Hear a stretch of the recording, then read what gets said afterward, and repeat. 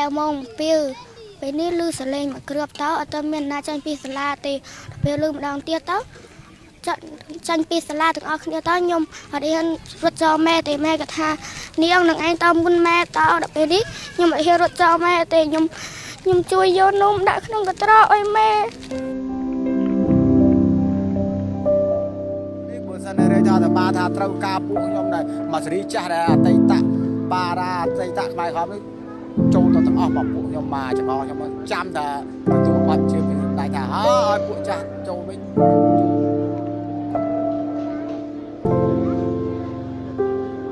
ខ្ញុំមានការជឿចាប់ព្រោះខ្ញុំគឺជាខ្មែរមេឃប្រែជាអ៊ូអាពិភពលោកក៏ដឹងដែរតែហ៊ានខ្មែរសុខចិត្តស្លាប់ខ្លាចជាខ្មោចក៏នៅថែដីសវណ្ណភូមិនៃសន្តិភាពរខែជាដំបូងខ្ញុំសូមគោរពវិញ្ញាណលក្ខណ្ឌលោកពូតាហ៊ានដែលហ៊ានលះបង់ជីវិតសម្រាប់ពួកដែលឆ្លៀនពៀនអ៊ំចំនួនមុនឃើញសង្គ្រាមចិត្តនៅមិនស្ងៀមពូជខ្មែរឈាមខ្មែរមិនដែរខ្លាចតែពួកអាសៀមតែប្រជាពលរដ្ឋខ្មែររនៅសន្សំតែសុខហេតុអីថៃចង្រៃធ្វើឲ្យកពូនមុខធ្វើឲ្យចលាចលមានបងប្អូនចំណាក់ស្រុករកកន្លែងសុវត្ថិភាពព្រោះដើម្បីអនាគតខ្ញុំសូមសរសើរលោកពូតាហ៊ានដែលហ៊ានលះបង់ជីវិតពេលយប់គេងអត់ភួយពេលថ្ងៃអត់បាយអត់ទឹកនេះមិនមែនជាការលេងសើចទេតែវាជាការពិតទឹកភ្នែកខ្ញុំក៏ស្រហូបប្រហែលមកពីបេះដូងអាណិតគាត់ពេល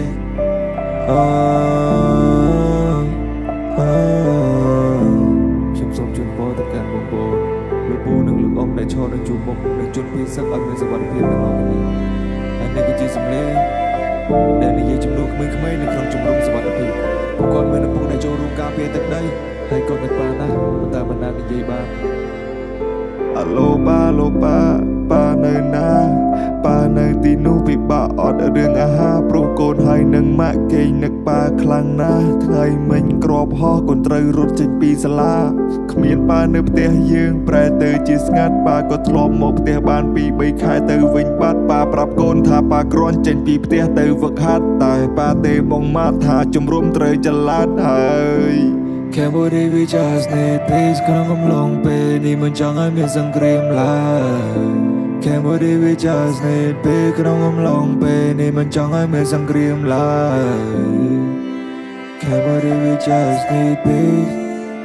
Cambodia we just need peace Cambodia we just need peace Cambodia we just need peace Cambodia we just need peace ក្នុងកំឡុងពេលនេះមិនចង់ឲ្យមានសង្គ្រាមឡើ